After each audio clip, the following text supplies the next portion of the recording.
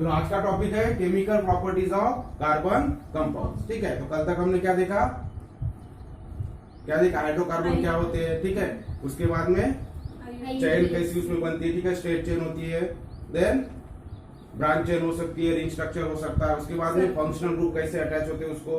ठीक है, कौन कौन से फंक्शनल ग्रुप है। उसके बाद में हमने होमोलोगस सीरीज पढ़ा और फिर नाम कैसे दिया जाता है। ठीक है, नॉमेनक्लेचर ऑफ हाइड्रोकार्बन या कार्बन कंपाउंड जो हमने देखा।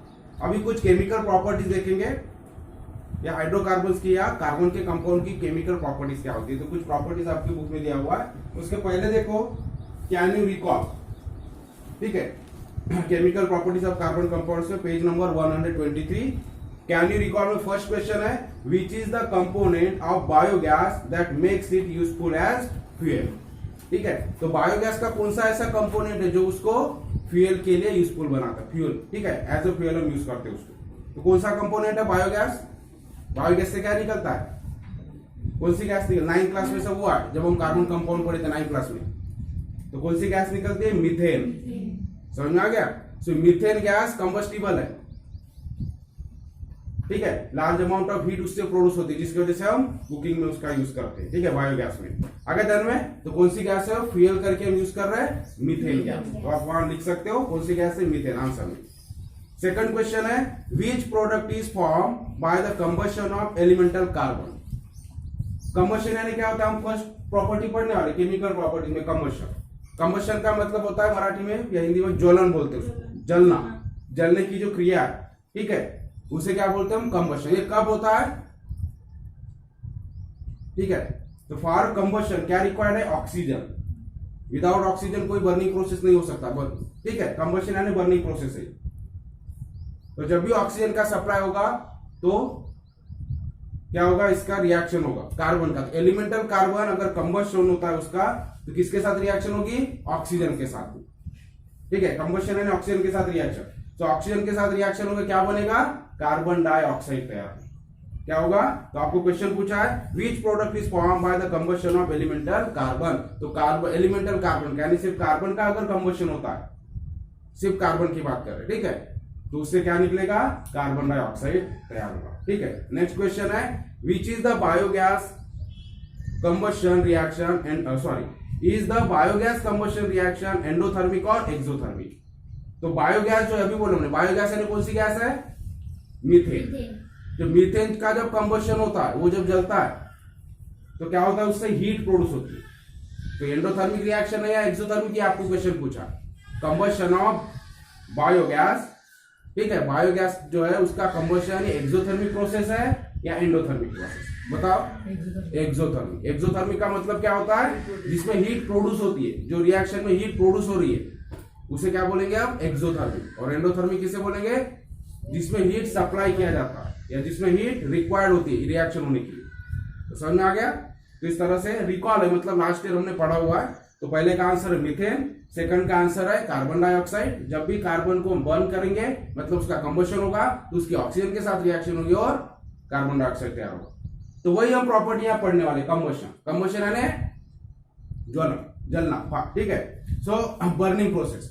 तो जब भी ये कार्बन के कंपाउंड को जब बर्न होगा तो बर्निंग यानी हमेशा ध्यान में रखना ऑक्सीजन के साथ उसकी रिएक्शन होगा। ठीक है, विदाउट ऑक्सीजन बर्निंग प्रोसेस नहीं हो सकता। आगे ध्यान में, तो जब भी ये बर्निंग प्रोसेस होगा, कंबशन होगा, तो कार्बन के कंपाउंड के साथ ऑक्सीजन की रिएक्शन होगी और रिएक्शन के प्रोडक्ट्स क्या होंगे, तो कार्बन है तो ऑक्सीजन के साथ रिएक्शन होगा तो ये कार्बन डाइऑक्साइड बनेगा। क्या क्या तैयार होंगे इसमें, कार्बन डाइऑक्साइड। और कार्बन के कंपाउंड में क्या होता है, हाइड्रोजन होता है। कार्बन के कंपाउंड में क्या क्या देखा हमने, एक तो कार्बन मेन, हाइड्रोकार्बन होता है कार्बन के कंपाउंड है, एक कार्बन होता है तो कार्बन की ऑक्सीजन के साथ रिएक्शन होकर कार्बन डाइऑक्साइड बनेगा। आगे देन दूसरा कौन सा एलिमेंट होता है, हाइड्रोजन। और हाइड्रोजन और ऑक्सीजन में रिएक्शन होके वाटर तैयार होगा और हीट तैयार होगी और लाइट भी तैयार होगा। आगे देन में, तो जब भी कार्बन के कंपाउंड जलता है, ठीक है, कंबशन उसका होता है तो क्या होगा, उससे हीट निकलेगी, लाइट प्रोड्यूस होगा, साथ में कार्बन डाइऑक्साइड प्रोड्यूस होगा और वाटर तैयार होगा। ठीक है, वाटर वेपर के फॉर्म में हो जाएगा। तो ये चीजें हमेशा ध्यान में रखना, बेसिक चीजें, कि जब भी कार्बन के कंपाउंड का हम कंबशन होगा तो ऑक्सीजन के साथ रिएक्शन होगी, कार्बन डाइऑक्साइड तैयार होगा, वाटर तैयार होगा, हीट और लाइट प्रोड्यूस होगा। आगे दिन में तो हम देखेंगे 2-4 एग्जाम्पल उसके। So first है combustion. So let us first look at the combustion as a chemical property of carbon compounds. We have seen in the previous standard that carbon in the form of various allotropes on ignition in presence of oxygen undergoes combustion to emit heat and light. ठीक है, तो जो भी allotropes है carbon, हमने last year पढ़ा, बोलते allotrope कौन से कार्बन के, ग्राफाइट हो गया, डायमंड हो गया, they are called allotrope of carbon. Allotrope मतलब केमिकल फार्मूला सेम है, वो स्ट्रक्चरल फार्मूला उनका डिफरेंट है. तो डायमंड भी कार्बन ही है, ग्राफाइट भी कार्बन ही है, केमिकली दे आर सेम, लेकिन उनका एटम का अरेंजमेंट अलग अलग हो जाने से उनको स्ट्रक्चर अलग हो जाता है. Diamond is different and graphite is different. आगे देखेंगे तो उसको बोलते हैं एलोट्रॉप्स, और भी हमने पढ़े थे.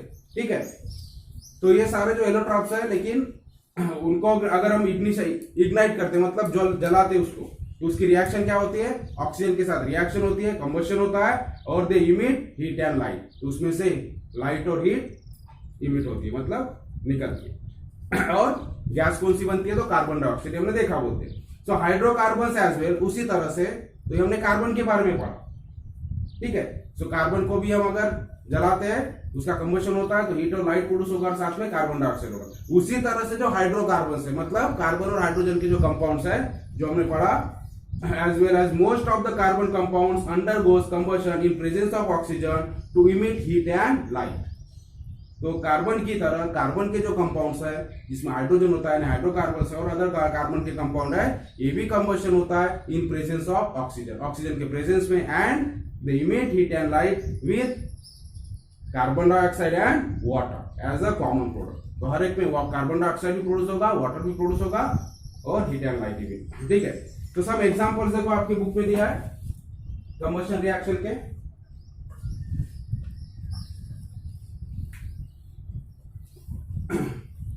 तो पहले हम कुछ लिख लेंगे इसके बारे में, फिर एग्जांपल देखेंगे.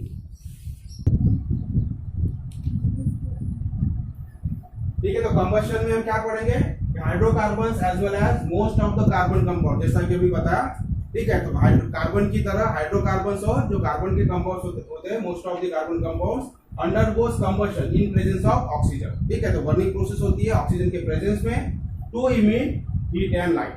और क्या इमिट होता है, जब ये बर्न होते हैं तो हीट और लाइट इमिट होता है, और क्या फॉर्म होता है, carbon dioxide and water. Common है सबके लिए, सारे हाइड्रोकार्बन्स और ज्यादातर कार्बन के कंपाउंड्स के लिए कॉमन है. क्या क्या होगा, लाइट इमिट होगा, हीट इमिट होगा, वहां पर कार्बन डाइऑक्साइड तैयार होगा, और वाटर. ये कॉमन है ये चीज.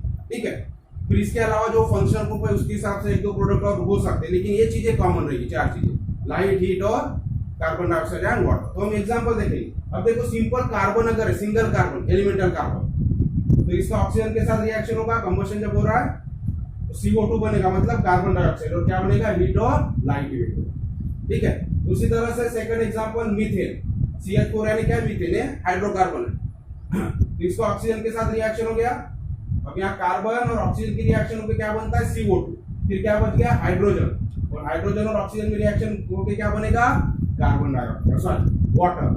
तो ये क्या है, वाटर, और साथ में क्या होगा, हीट प्रोड्यूस होगी और लाइट भी प्रोड्यूस होगी. तो समझ में आ गया.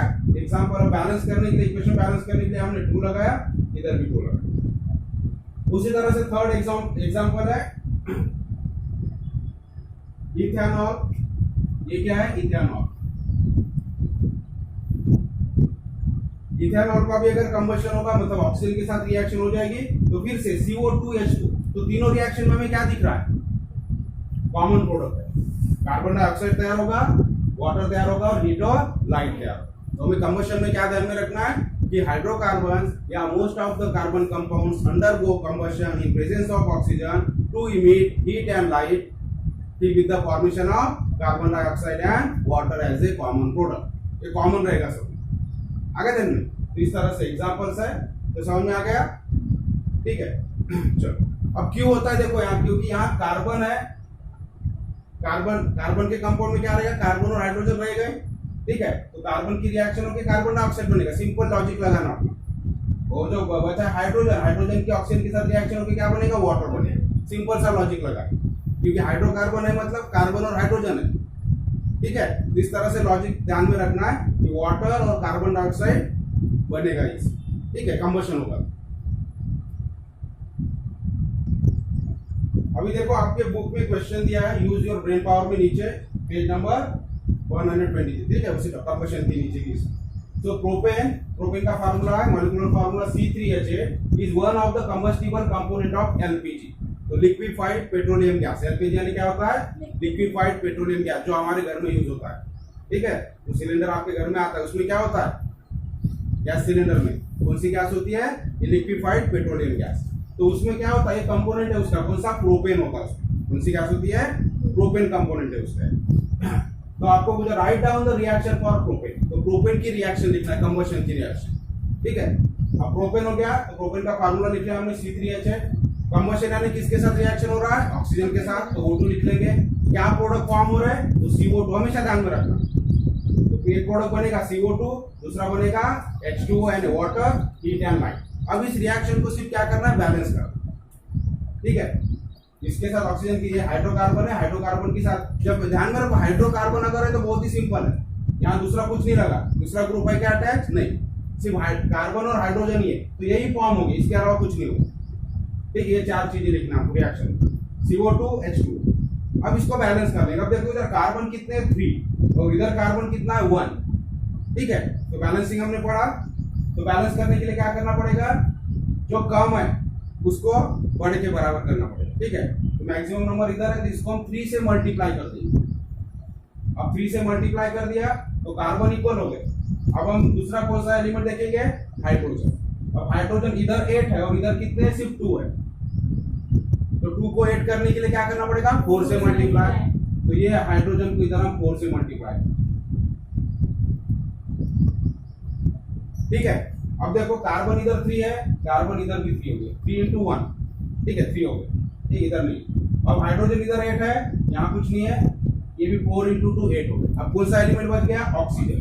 अब ऑक्सीजन इधर कितने, 2, और इधर कितने हो गए, 3 into 2 6, और इधर 4, कितने हो गए, 10, 6 + 4 10, लेकिन इधर सिर्फ 2 है, तो इसको 10 करने के लिए क्या करना पड़ेगा, 5 से मल्टीप्लाई, हो गया हमारा इक्वेशन बैलेंस। तो इस तरह से राइट डाउन द रिएक्शन, तो आपको कंप्लीट रिएक्शन लिखना है, बैलेंस करना। आगे दिन में तो प्रोपेन वायु ऑक्सीजन के साथ, ठीक है, रिएक्शन होके कार्बन डाइऑक्साइड H2 बनेगा और हीट और लाइट इमिट होगा, तो लिख लो। इसके पहले का भी नोट कर लेना आपको वीडियो पॉज करके, ठीक है, जो मैं कंबशन और उसके एग्जांपल लिख के दिया। अब देखो एक एक्टिविटी आपको दिया हुआ है नेक्स्ट पेज के ऊपर, ठीक है। तो कंबशन से रिलेटेड, ये कंबशन में और हम क्या हमें दिखता है, जो फ्लेम अगर बर्न हो गया, कंबशन यानी क्या, बर्निंग प्रोसेस है, बर्न होगा तो फ्लेम तैयार होगी वहां पर, ठीक है। तो फ्लेम के कलर से भी हमें कुछ इंडिकेशन मिलता है कि किस टाइप का वो कंपाउंड है, हाइड्रोकार्बन किस टाइप का है, उसके ऊपर एक्टिविटी डिपेंड है, ठीक है। तो देखो क्या क्या हमें अपैरेटस लग रहे हैं, Bunsen burner, copper gauge, metal plate. क्या क्या चाहिए हमें, एक बंसन बर्नर चाहिए इग्निशन करने के लिए, जलाने के लिए, देन कॉपर गेज चाहिए जिसके ऊपर वो केमिकल रखकर हम जलाएंगे, और मेटल प्लेट चाहिए, ठीक है। केमिकल्स क्या क्या लेना है, ethanol, acetic acid and naphthalene लेना। अब देखो प्रोसीजर क्या है, place one of the above chemical, एक पहले केमिकल ले लो कोई, मान लो इथेनॉल ले लिया, ठीक है, और 3-4 ड्रॉप्स उसके लेना है क्लीन कॉपर गेज के ऊपर एट रूम टेम्परेचर, ठीक है। कॉपर गेज है लैब में होता है जिसके ऊपर हम केमिकल्स वगैरह लेके उसको बर्न करते हैं, ठीक है, that is called copper gauge.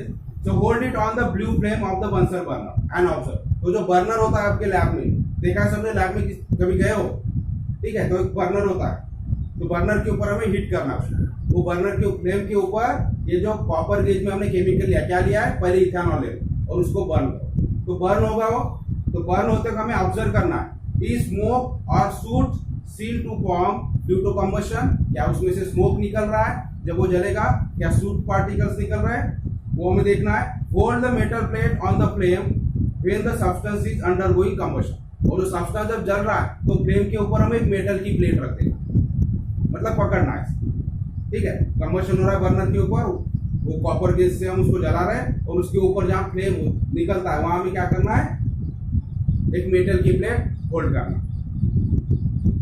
Does any deposit get collected on the plate? तो क्या वो मेटल प्लेट के ऊपर कुछ डिपॉजिट हो रहा है कलेक्ट, वो हमें चेक करना है। Which कलर, और किस कलर का हो, ये हमें देखना है। Repeat the same procedure using other chemical from the above list। उसी तरह से जैसा हमने इथेनॉल के लिए लिया वैसे एसिटिक एसिड के लिए करो, सेम नैप्थलीन के लिए भी करो। तो तो क्या ऑब्जर्वेशन रहेगा हमारा? सिंपल सा, देखो आपको बताता हूं, घर में भी कर सकते हो।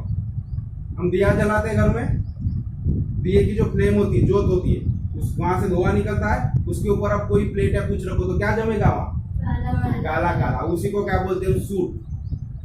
ठीक है, स्मोक में क्या रहेगा? सूट पार्टिकल, बारीक बारीक पार्टिकल्स होते हैं, सूट बोलते हैं उसको। आगे जानी तो वही यहाँ करना, एक बर्नर लेना है, लेकिन अलग अलग केमिकल के लिए हम कर रहे हैं। एक प्लेट लेना है, तो फ्लेम के ऊपर हो प्लेट होल्ड करना है, जिससे कि हमें पता चलेगा कौन से कलर का वो डिपॉजिट हो रहा है वहां। आगे जानी तो सिंपल सा एक्सपेरिमेंट है, लेकिन इससे क्या पता चलता है? तो जब हम इथेनॉल को बर्न कर रहे हैं, तो जो बर्न हो रहा है उसकी फ्लेम कैसी रहेगी? ब्लू फ्लेम रहेगी। आप जब गैस जलाते हो एलपीजी घर में, तो फ्लेम कैसी होती है? ब्लू फ्लेम होती है। और लकड़ी जलाते हो तो कैसी होती है? Yellow orange. ठीक है, येलो ऑरेंज होती है ना, येलो ऑरेंज कलर की। तो ये येलोइश कलर क्यों आता है? येलो कलर की फ्लेम क्यों होती है वो भी हम देखेंगे। और ब्लू कलर की क्यों होती है? हम जब गैस जलाते हैं तो ब्लू, उससे बर्तन काले होते हैं क्या? नहीं। आगे देखो, उसके ऊपर अगर आप कोई मेटल की प्लेट रखोगे, बर्तन में हमारा काला नहीं होता। इसका मतलब क्या है? ये ब्लैक होना मतलब क्या है? कार्बन निकल रहा है, कार्बन के अनबर्न कार्बन पार्टिकल्स निकलते हो। कार्बन क्या होता है? ब्लैक कलर का होता है, जिसकी वजह से ब्लैक। ठीक है, लेकिन जब कंप्लीट कंबशन होगा तो ब्लू फ्लेम किसकी निकलेगी? हमने देखा कि इथेनॉल जब जल रहा था, कंबशन हो रहा था, तो उसकी फ्लेम का कलर क्या था? ब्लू था। और मेटल प्लेट के ऊपर कोई डिपॉजिट हमें नहीं दिखा। इसका मतलब कंप्लीट कंबशन हो रहा है, कार्बन उसमें पूरी तरह जल रहा है। तो कार्बन से कार्बन, ठीक है, जो पार्टिकल्स है ब्लैक कलर के, वो प्रोड्यूस नहीं हो, सूट वहां प्रोड्यूस नहीं हो, स्मोक प्रोड्यूस नहीं हो। आगे जानिए, तो ये क्यों होता है? तो जब भी सैचुरेटेड हाइड्रोकार्बन का कंबशन होगा, सैचुरेटेड मतलब जिसमें सिंगल बॉन्ड। आगे जानिए, सिंगल बॉन्ड सैचुरेटेड हाइड्रोकार्बन में पड़े, तो जब भी सैचुरेटेड हाइड्रोकार्बन का, अब इथेनॉल क्या है? Saturated hydrocarbon. इथेन, इथेन से इथेनॉल हमने, ठीक है, नॉमेनक्लेचर में देखा। तो इथेन यानी क्या है? सिंगल बॉन्ड मतलब सैचुरेटेड हाइड्रोकार्बन। तो जब भी सैचुरेटेड हाइड्रोकार्बन का बर्निंग होगा तो क्या होगा? उसकी फ्लेम कैसी होगी? ब्लू फ्लेम होगी। और उसमें स्मोक नहीं निकलेगा, ब्लैक स्मोक नहीं निकलेगा, सूट पार्टिकल्स यानी कार्बन के पार्टिकल नहीं निकलेंगे। तो वो बर्तन जो होते हैं, हमारे जो पॉट्स होते हैं जिसमें हम कुकिंग करते हैं, तो आप गैस के ऊपर रखते तो काला होता है क्या? नहीं होता है। लेकिन वही अगर हम चूल्हे के ऊपर लकड़ी जला के अगर खाना पकाए तो बर्तन कैसे होते हैं? ब्लैक होते हैं। तो सब उसमें जमा हो जाता है। तो समझ में आ गया एक्सपेरिमेंट। अब हम दूसरे के लिए देखेंगे। देखो यहाँ दिया, in the above activity ethanol is a saturated carbon compound while naphthalene is an unsaturated compound. और यही एक्सपेरिमेंट हम नैफ्थलीन के लिए जब करते हैं, नैफ्थलीन को जब बर्न करेंगे बंसन बर्नर के ऊपर, तो हमें क्या नजर आएगा? क्या ऑब्जर्वेशन रहेगा हमारा? वो जो नैफ्थलीन है it Burns with yellow flame. उसकी फ्लेम क्या होगी? येलो होगी। और साथ में जो मेटल प्लेट हमने ऊपर पकड़ के रखा है, तो उसके ऊपर भी ब्लैक कलर का डिपॉजिट हमें दिखेगा। ठीक है, तो ये क्या शो करता है? Generally saturated carbon compounds burn with a clean flame, उसको क्लीन बोलते हैं। जो ब्लू फ्लेम होती है वो क्लीन फ्लेम होती है। ठीक है, clean blue flame, while unsaturated carbon compounds burn with a yellow flame and release black smoke, काला धुआं निकलता है। तो अनसैचुरेटेड हमेशा ध्यान में रखना, जिसमें से येलो फ्लेम निकल रही वो क्या है? अनसैचुरेटेड कार्बन कंपाउंड है। ठीक है, इसलिए उससे ब्लैक स्मोक भी निकलता है और फ्लेम भी उसकी येलो होती है। ठीक है, it is this black smoke due to which a deposit of black soot got collected on the metal plate। और ब्लैक स्मोक की वजह से वो स्मोक क्या होता है? उसके सूट पार्टिकल, स्मोक यानी क्या होता है? उसमें पार्टिकल होते हैं कार्बन के, वो डिपॉजिट हो जाते हैं प्लेट के ऊपर। आगे ध्यान में, तो हमें क्या कंक्लूजन निकला इससे? जो सैचुरेटेड हाइड्रोकार्बन्स होते हैं वो जब भी बर्निंग होता है उसका, उसमें कार्बन के पार्टिकल्स पूरी तरह बर्न हो जाते हैं, जिसके वजह से ब्लू फ्लेम क्लीन होता है। आगे ध्यान, तो इसमें ब्लैक स्मोक नहीं निकलेगा, जिसकी वजह से, ठीक है, अगर हम मेटल प्लेट उसके ऊपर रखते हैं तो हमें कोई डिपॉजिट ब्लैक नहीं दिखेगा। कि ये होता क्यों है? ठीक है, हम देखेंगे क्यों अनसैचुरेटेड कंपाउंड पूरी तरह से जलता है, उसमें ब्लू फ्लेम आती है, सॉरी सैचुरेटेड कंपाउंड में ब्लू फ्लेम आती है, और अनसैचुरेटेड कंपाउंड में ऐसी क्या चीज होती है जिसकी वजह से उसको येलो फ्लेम मिलती है। आगे देन, तो क्या होता है? जो सैचुरेटेड कंपाउंड है उसमें कार्बन का कॉन्सेंट्रेशन, हाइड्रोजन और कार्बन, ठीक है, तो कार्बन का कॉन्सेंट्रेशन क्या होता है? उसमें लेस होता है कंपेयर टू अदर।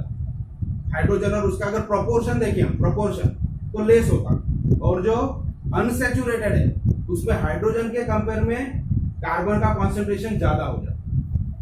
अगर हम ये दोनों का एग्जांपल देखें, कौन सा,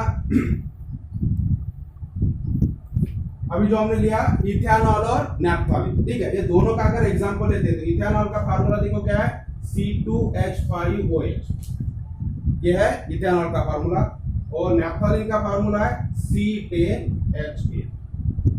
अब देखो दो फार्मूले में कार्बन का कॉन्सेंट्रेशन देखो, यहाँ अदर एटम के कंपैरिजन हाइड्रोजन कितने, यहाँ 6 अगर हाइड्रोजन को हम काउंट करें, ऑक्सीजन 1 है लेकिन कार्बन सिर्फ 2 है, ठीक है, यानी कार्बन का कॉन्सेंट्रेशन कम है एज कंपेयर टू प्रोपोर्शन। देखेंगे कार्बन का प्रोपोर्शन कंपेयर टू, मतलब इनके साथ कंपेयर करेंगे तो कम। अब यहाँ देखो हाइड्रोजन, यहाँ 2 कार्बन के लिए 6 हाइड्रोजन में दी, आगे जाएंगे, और यहाँ 10 कार्बन के लिए 8 है, मतलब किसका कॉन्सेंट्रेशन ज्यादा, किसका प्रोपोर्शन ज्यादा, कार्बन। अब कार्बन का प्रोपोर्शन ये क्या है, अनसैचुरेटेड। अनसैचुरेटेड कब बोलते हैं हम, जब डबल बॉन्ड हो या ट्रिपल बॉन्ड। तो ऑब्वियसली जब भी डबल बॉन्ड होगा, देखो अभी सिंपल हम देखते हैं, C2H5 का मतलब क्या होता है, CC। या हम सिंपल इथेन का एग्जांपल है, इथेन क्या होगा, C2H6, ये इथेन का एग्जांपल। तो सिंगल बॉन्ड है, तो सिंगल बॉन्ड है तो क्या होगा, हाइड्रोजन ज्यादा अटैच करेगा, ठीक है, कार्बन के कंपेयर में हाइड्रोजन ज्यादा है, तो कार्बन का प्रोपोर्शन यहाँ कम रहेगा। अगर यही डबल बॉन्ड अनसैचुरेटेड में कन्वर्ट हो जाता है, तो अनसैचुरेटेड में कन्वर्ट कब होता है, जब यहाँ डबल बॉन्ड या ट्रिपल बॉन्ड आ जाएगा। तो जब ये डबल बॉन्ड आ जाएगा तो ऑटोमेटिकली क्या हो गए, 2 हाइड्रोजन कम हो जाएगा, ठीक है, तो 2 हाइड्रोजन रिप्लेस हो जाए। अब देखो ये इथेन से जब इथीन बन गया, अनसैचुरेटेड बन गया, तो अभी कॉन्सेंट्रेशन यहाँ क्या था, C2H6, और यहाँ क्या हो गया, C2H4। तो किसमें प्रोपोर्शन कार्बन का ज्यादा है, यहाँ ज्यादा हो गया प्रोपोर्शन। आगे ध्यान में, यहाँ 2 कार्बन के लिए 6 हाइड्रोजन, यहाँ 2 कार्बन के लिए 4 हाइड्रोजन। तो यहाँ compare to saturated hydrocarbon, unsaturated hydrocarbon में क्या होता है, कार्बन का प्रोपोर्शन ज्यादा होता है, यानी कार्बन उसमें ज्यादा होता है। अगर यहाँ ट्रिपल बॉन्ड हो जाता है, तो ट्रिपल बॉन्ड में क्या होगा, और एक इधर का भी एक हाइड्रोजन कब होगा, इधर का भी हो जाएगा, तो C ट्रिपल बॉन्ड C और H। ये फार्मूला क्या हो जाएगा, इथेन, ये हो गया इथीन, और ये हो गया इथाइन, तो C2H2 बन जाएगा। तो और कम हो गया, मतलब कार्बन का प्रोपोर्शन यहाँ और ज्यादा हो गया, समझ में आ रहा है। तो जैसे जैसे, तो सैचुरेटेड हाइड्रोकार्बन में कार्बन का प्रोपोर्शन कम होता है, जबकि अनसैचुरेटेड हाइड्रोकार्बन में कार्बन का प्रोपोर्शन ज्यादा हो जाता है। अभी कार्बन का प्रोपोर्शन ज्यादा हो गया कंपाउंड में, तो जब वो बर्न करेगा तो क्या होगा, पूरा का पूरा कार्बन एटम बर्न नहीं होता, समझ में आ गया, पूरा का पूरा कार्बन एटम बर्न नहीं होगा, entire carbon atom will not burn. और ये जो कार्बन एटम जो बर्न नहीं हो रहे, वो फ्लेम में क्या हो जाएंगे, हीट हो जाएंगे, गर्म हो जाएंगे, और गर्म होने से क्या होगा, उससे लाइट निकलेगा। तो लाइट कौन सा निकलता है, येलो कलर, उसके वजह से वो फ्लेम क्या हो जाएगी, येलो हो जाएगी।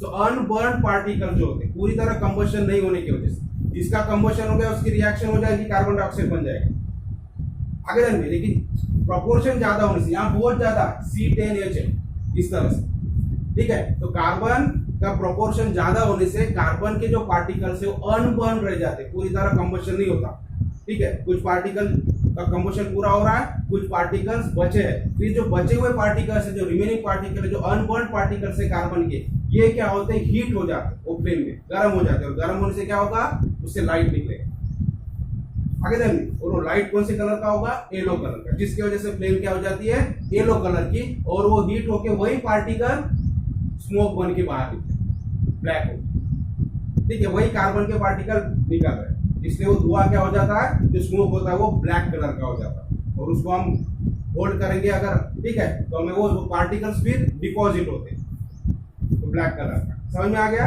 तो फ्लेम ब्लू और येलो की होती है। तो ब्लू फ्लेम किसकी होती है, जो सैचुरेटेड हाइड्रोकार्बन है, तो इसमें सारे कार्बन एटम का कंप्लीट कंबशन हो रहा है, तो कार्बन के पार्टिकल्स है ही नहीं जो कि येलो लाइट इमिट कर सकते। और अनसैचुरेटेड हाइड्रोकार्बन में प्रोपोर्शन ज्यादा होता है कार्बन का, जिसकी वजह से जब कंबशन प्रोसेस होती है तो बहुत सारे कार्बन के एटम्स ऐसे होते हैं, पार्टिकल ऐसे होते हैं जो पूरी तरह बर्न नहीं होते, तो अनबर्न पार्टिकल लाइट इमिट करते हैं येलो कलर का, जिसकी वजह से फ्लेम को येलो कलर आ जाता है और जो स्मोक होता है वो ब्लैक हो जाता है because of carbon, unburn particle की वजह से। आगे ध्यान तो देखो, comparison of the molecular formula indicates that the proportion of carbon is larger in unsaturated compound than in saturated compounds. As a result, some unburned carbon particles are also formed during combustion of unsaturated compounds. While in the flame, these hot carbon particles emit yellow light and therefore the flame appears yellow. समझ में आ गया? जब भी combustion process होगा, some unburned particles are also formed during combustion, ठीक है, of unsaturated hydrocarbon में unburn particle form होते हैं और बिकॉज ऑफ हीट हॉट हो जाने, ठीक है, they become hot and emit light. So while in the flame this hot carbon particles emit yellow light and therefore the flame appears yellow. इसलिए flame क्या हो जाती है? येलो. तो लकड़ी आप जलाते हो, आप घर में दिया जलाते हो तो फ्लेम कैसी होती है? येलो. और जब गैस जलाते तो फ्लेम कैसी होती है? कैसी होती है? Blue flame. फर्क समझ में आ गया? तो वहां जो हाइड्रोकार्बन है एलपीजी गैस में वो क्या है? Saturated propane. हमने देखा, ठीक है, एक क्या है उसमें कंपोनेंट? प्रोपेन. प्रोपेन यानी क्या है? सैचुरेटेड, अल्केन वाला, सिंगल बॉन्ड वाला. तो कंप्लीट कंबशन हो रहा है, वहां कोई अनबर्न पार्टिकल नहीं है कार्बन, सारे पार्टिकल बर्न हो रहे हैं, जिसकी वजह से ब्लू फ्लेम रहेगी. और जब अनबर्न पार्टिकल रह जाते हैं, अब देखो आप ऑब्जर्व करना, अगर आपकी वो फ्लेम जल रही है गैस, ठीक है, अब ऑब्जर्व करना जब आप कुकिंग करते हो, अब उसमें अगर कोई डस्ट पार्टिकल आ जाता है तो देखो फ्लेम कैसी होती है. देखा है कभी? येलोइश फ्लेम होती है, अगर डस्ट पार्टिकल आ जाए उसमें, कचरा वगैरह, अगर आप झाड़ू लगा रहे कुछ कर रहे और उसको खाना पका रहे तो देखना अगर डस्ट पार्टिकल उसमें आ जाए तो फ्लेम थोड़ी क्या होती है? येलोइश हो जाती है. क्यों होती है? क्योंकि वो जो पार्टिकल्स आ गए वो कंप्लीटली बर्न नहीं हो रहा है, जो डस्ट पार्टिकल उसमें आ गया, ठीक है, तो बर्न हो रहा है लेकिन लाइट, येलो लाइट वो इमिट कर रहा है, कंप्लीटली कंबशन नहीं हो रहा उसका, ठीक है, जिसकी वजह से येलो हो जाता है. बाकी हम जो घर में बाकी लकड़ी जलाते हैं, ठीक है, या दिया जलाते हैं तो उसकी फ्लेम क्या होती है? येलो कलर की होती है, बिकॉज दिया किसके ऊपर जल रहा है? कौन सा ऑयल यूज कर रहे हैं हम? जो भी वेजिटेबल ऑयल वगैरह यूज कर रहे हैं वही जल रहा है वहां दिए में. वो जब जलेगा तो क्या होगा? It is a unsaturated hydrocarbon. वो क्या है? अनसैचुरेटेड हाइड्रोकार्बन है, जिसकी वजह से उसमें जब बर्निंग प्रोसेस चालू हुआ है, जब कंबशन चालू है, तो अनबर्न पार्टिकल्स बहुत ज्यादा होते हैं, क्योंकि कार्बन का कॉन्सेंट्रेशन या प्रोपोर्शन उसमें ज्यादा होता है और ये अनबर्न पार्टिकल हीट की वजह से हॉट हो जाते हैं और हॉट होने पे क्या होता है? उससे येलो लाइट निकलता है, जिसकी वजह से फ्लेम भी हमें येलो दिखाई देती. क्लियर है कंसेप्ट? अब और एक देखो, इसमें ट्रायल दिस दिया है, light a Bunsen burner, open and close the air hole at the bottom of the burner by means of the movable ring around it. When do you get yellow sooty flame? When do you get blue flame? अगर आपने Bunsen burner देखा होगा lab में तो इस तरह से होता है वो, ठीक है, ये हो गया उसका स्टैंड और यहाँ ये फ्लेम होती है, ठीक है, और यहाँ इसको एक होल होता है,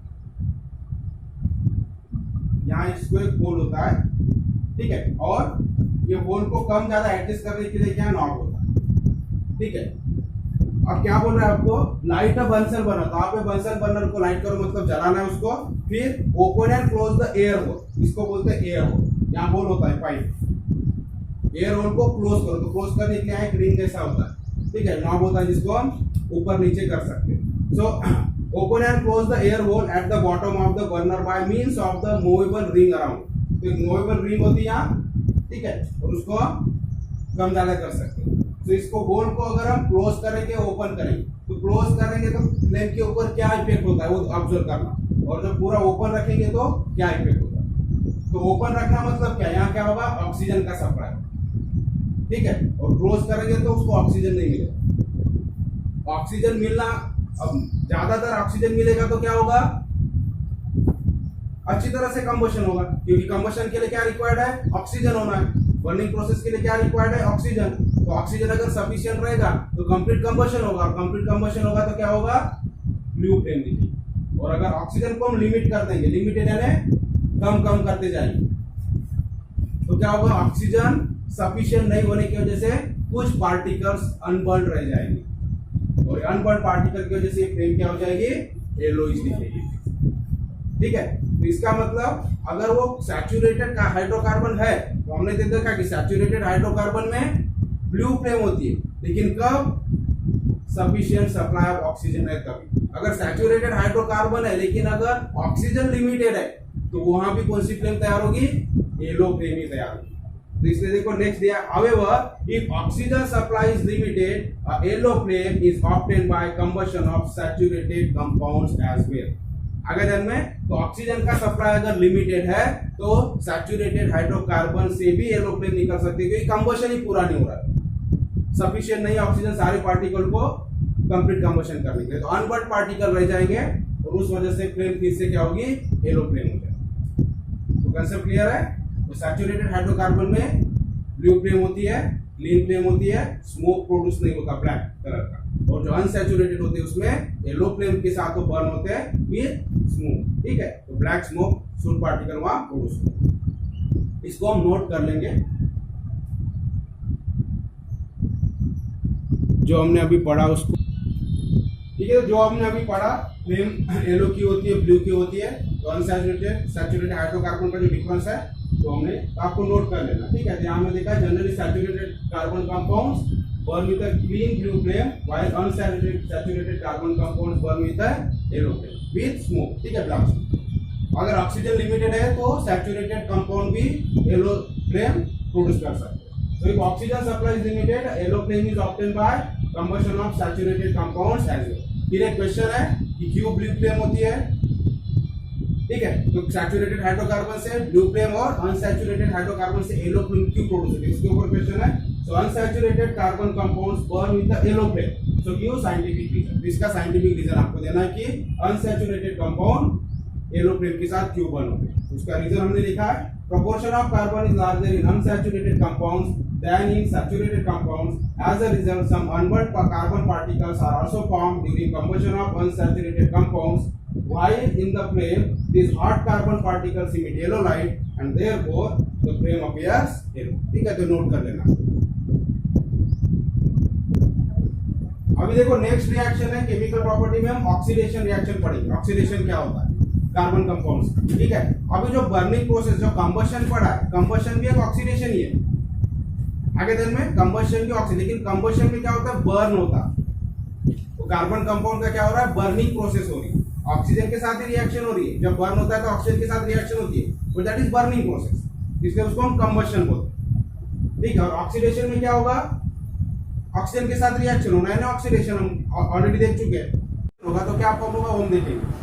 अब ये विदाउट बर्निंग भी हो सकता है, तो उसके लिए हमें क्या यूज करना पड़ेगा, तो हमने पिछले चैप्टर में देखा था जो ऑक्सीडेशन पढ़े थे। तो कुछ ऐसे एजेंट होते जिसके प्रेजेंस में ऑक्सीडेशन होता है। आगे दिन में ऑक्सीडेशन के लिए क्या चाहिए, ऑक्सीजन अवेलेबल होना चाहिए, तभी ऑक्सीडेशन होगा, ऑक्सीजन के साथ रिएक्शन होगी तभी।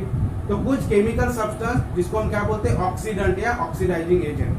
ठीक है, तो ये मिला के भी हम कार्बन कंपाउंड्स का ऑक्सीडेशन कर सकते हैं। एक तो प्रोसेस हो गई कंबशन, तो कंबशन में भी क्या होता है, कंप्लीट ऑक्सीडेशन होता है। एग्जांपल देखा हमने CH4, उसको अगर हम कंबशन करेंगे तो कंप्लीट ऑक्सीडेशन। कंप्लीट ऑक्सीडेशन होना मतलब ये CH4 के पूरे बॉन्ड, कार्बन और हाइड्रोजन के बीच में जो बॉन्ड्स बने हुए हैं वो सारे ब्रेक हो जाते हैं और नया क्या फॉर्म होता है, कार्बन डाइऑक्साइड और H2O फॉर्म होता है। तो breaking and making of bond होता है, तो ये कंबशन हो गया।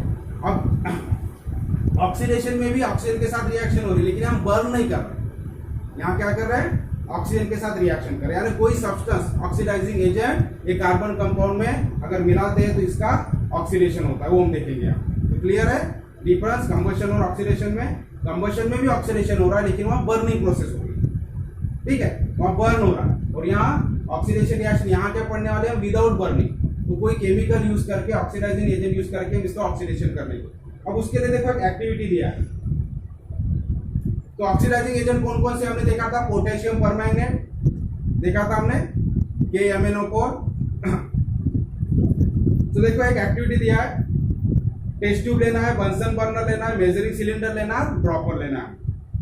केमिकल क्या क्या लेना है, ethanol, dilute solution of sodium carbonate और dilute solution of potassium permanganate. तो पोटेशियम परमैंगनेट हम ले रहे हैं डाइल्यूट सॉल्यूशन, तो ठीक है।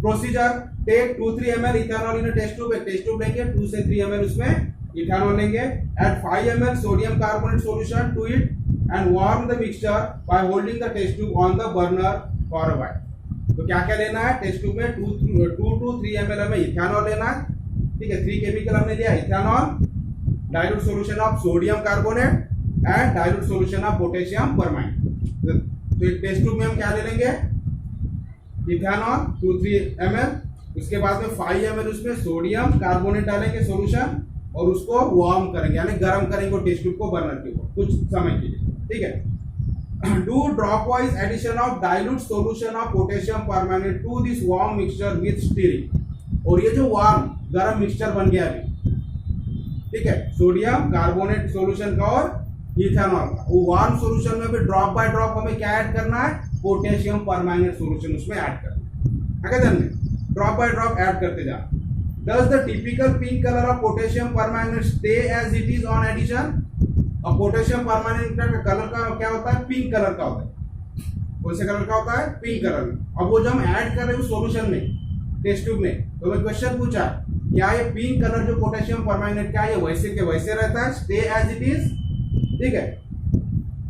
सेकंड क्वेश्चन है, does the pink colour stop vanishing and stays on after some time of the addition process. तो हमें पूछा है कि जो पिंक कलर है वो पोटेशियम परमांगनेट है, उसमें आपको क्या चेंज आता है, क्या वो वैसे के वैसे ही रहता है या वैनिश होता है या फिर दिखाई देता है। तो हमारा रिजल्ट क्या होता है, तो एज हम ऐड करते जाते, एक टेस्ट ट्यूब ले लिया, टेस्ट ट्यूब में हमारा क्या है, इथेनॉल ले लिया 2-3 ml, 5 ml उसमें सोडियम कार्बोनेट सॉल्यूशन डाला हुआ है, उसको वार्म किया हमने, और गर्म जब है वो वार्म है उसमें हमने धीरे धीरे ड्रॉप बाय ड्रॉप एक एक ड्रॉप क्या डाल रहे हैं हम, पोटेशियम परमांगनेट सॉल्यूशन जो कि पिंक कलर का होता है। तो इनिशियली हमें ऑब्जर्वेशन क्या मिलेगा, जो क्वेश्चन पूछा, तो इनिशियली शुरुआत में क्या होगा, ये जो पिंक कलर है ड्रॉप बाय ड्रॉप हम जो ऐड कर रहे हैं पोटेशियम परमानेंट क्या होता है, ऑक्सीडाइजिंग एजेंट। तो जब हम ड्रॉप करेंगे तो क्या होगा, पहले तो पिंक कलर वैनिश हो जाएगा, वैनिश यानी डिसअपीयर हो जाएगा आगे ध्यान में। लेकिन कुछ समय बाद एक ऐसा समय आएगा जब ड्रॉप बाय ड्रॉप कंटिन्यू कर रहे हैं तो कुछ समय तक वैनिश होगा, लेकिन एक समय ऐसे आएगा कि फिर वो pink colour as it is दिखना चालू होगा, फिर वो वैनिश नहीं होगा, डिसअपीयर नहीं होगा, वो सॉल्यूशन फिर पिंक कलर का में दिखाई देगा। तो ये क्यों होता, तो यहाँ क्या हो रहा है, ये जो इथेनॉल हमने लिया है इसका क्या होगा, ऑक्सीडेशन होगा। KMnO4 क्या करेगा, उसको ऑक्सीजन प्रोवाइड करेगा। तो जब तक ये ऑक्सीडेशन पूरा नहीं कंटिन्यू चल रहा है तब तक वो पिंक कलर जो है पोटेशियम परमानेंट का वो क्या रहेगा, वैनिश होते रहेगा, क्योंकि पोटेशियम परमानेंट उसमें जब डालेंगे तो वो ऑक्सीजन प्रोवाइड करते रहेगा, तो केमिकल रिएक्शन वहां क्या होगी, चालू रहेगी, ऑक्सीडेशन चालू रहेगा इथेनॉल का। तो जब तक ऑक्सीडेशन कंप्लीट नहीं हो जाता तब तक वो पिंक कलर डिसअपीयर होते रहे। हर ड्रॉप हम पिंक कलर का डाल रहे हैं, वो सॉल्यूशन में जाते हुए क्या हो गया, डिसअपीयर हो जाएगा आगे ध्यान में। लेकिन जब कंबशन पूरा कंप्लीट हो जाएगा तो फिर वो पिंक कलर डिसअपीयर नहीं होगा, क्योंकि अभी ऑक्सीजन की जरूरत नहीं है, पूरा कंबशन कंप्लीट हो चुका है, समझ में आ गया। तो फिर वो जो पिंक कलर है पोटेशियम परमानेंट का वो कंटिन्यू रहेगा, तो समझ में आ गया। तो एक्टिविटी में तो यहाँ क्या हो रहा है, पोटेशियम परमानेंट ऑक्सीडाइजिंग एजेंट का काम कर रहा है और इथेनॉल का ऑक्सीडेशन होगा। तो जब तक ऑक्सीडेशन कंप्लीट नहीं होगा पिंक कलर नहीं दिखेगा, जब ऑक्सीडेशन कंप्लीट हो जाएगा तो पोटेशियम परमानेंट का पिंक कलर हमें दिखना चालू होगा, फिर उसमें चेंज नहीं। So in the above activity, ethanol get oxidized by alkaline potassium permanganate to form ethanoic acid. तो ऑक्सीडेशन होके क्या बनेगा, यहाँ इथेनॉल से इथेनोइक एसिड बन जाएगा। ठीक है, हम रिएक्शन देखिए।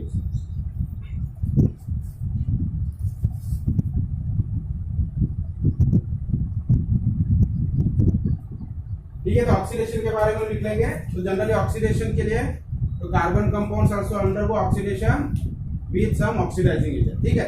So oxidation of carbon compounds can also be done by using oxidizing agents. So an oxidizing agent सब कहाँ करता है, किस तरह से रिएक्शन करता है oxidizing agent? So an oxidizing agent affects on certain functional groups present in carbon compound. तो जहाँ functional group अटैच होता है वो functional group के ऊपर ये अफेक्ट करता है।